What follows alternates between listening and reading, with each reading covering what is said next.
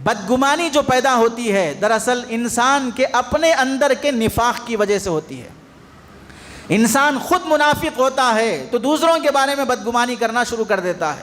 چنانچہ اس کی دلیل کیا ہے؟ بخاری کی روایت ہے، حدیث نمبر 1415، حضرت ابن مسعود رضی اللہ تعالیٰ عنہ راوی ہیں، لما نزلت آیت الصدقۃ کنا نحامل، صدقہ دینے کی جب آیت نازل ہوئی، صدقے کی ترغیب ہوئی، تو ہم صدقہ دینے کے لیے کولی مزدوری کر کے جب پیسہ جمع کرتے تھے۔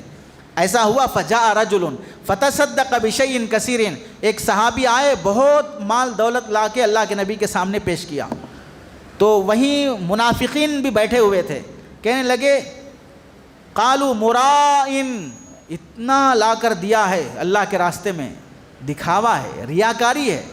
یہ کمنٹ آج ہر کوئی کر رہا ہے، کسی کا بھی بیان سنو، کسی کی بھی قرات سنو، کسی کی بھی نصیحت سنو، کسی کا بھی ویڈیو کلپ سنو، اگر ہمارے خلاف ہو گیا سب دکھاوا ہے، سب مشہور ہونا چاہ رہے ہیں، پیسے کمانا چاہ رہے ہیں، جلدی مشہور ہونا چاہ رہے ہیں، جوانی میں ہی فلاں بننا چاہ رہے ہیں، یہ سارے کمنٹ کر دینا بڑا آسان ہے۔ یاد رکھ لو، جیسے ہی زبان سے نکلا یہ جملہ، جتنے نیکیاں کیے ہیں اس میں سے پتہ نہیں کتنی نیکیاں کھاتے میں چلی گئی ہیں۔ پھر خاک کیا دین کی کام کر رہے ہو، کیا خاک دین کی فکریں کر رہے ہو؟ تو کہنے لگے منافقین دکھاوا کر رہا ہے۔ فجاء رجل فتصدق، اتنے میں دوسرے صحابی آئے اور وہ بھی صدقہ کیے، لیکن 1 کلو کھجور لائے۔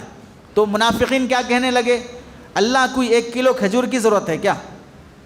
زیادہ لائے تو بھی کمنٹ، 1 کلو لائے تو بھی کمنٹ۔ تو منافقین کی عادت کیا ہے؟ اچھا کرے تو بھی نہیں چھوڑتے، برا کرے تو بھی نہیں چھوڑتے، رو رو کے بیان کرو تو بھی دکھاوا، غصے سے بیان کرو تو بھی دکھاوا، خاموش رہ جاؤ تو بھی دکھاوا، کچھ بھی نہ کرو تو بھی دکھاوا، کمنٹ کرنا نہیں چھوڑے گا منافق۔ تو حضرت نبی کریم صلی اللہ علیہ وسلم نے جب یہ سنا، فنزلت، فوراً اللہ کے نبی پہ آیت نازل ہوئی، الذین یلمزون المتطوعین من المؤمنین فی الصدقات، سنو جو مومنوں کے صدقہ خیرات کو دیکھ کر کمنٹ کر رہے ہیں وہ دراصل اپنے اعمال کو حقارت کر رہے ہیں۔ اس سے معلوم ہوا کسی پر غلط کمنٹ کرنا اپنے اعمال کو غارت کر لینا ہے۔ تو بدگمانی سے بچنا چاہیے، بالخصوص کسی بھی نیک آدمی سے۔ اللہ ہم سب کو اچھے گمان کی توفیق نصیب فرمائے۔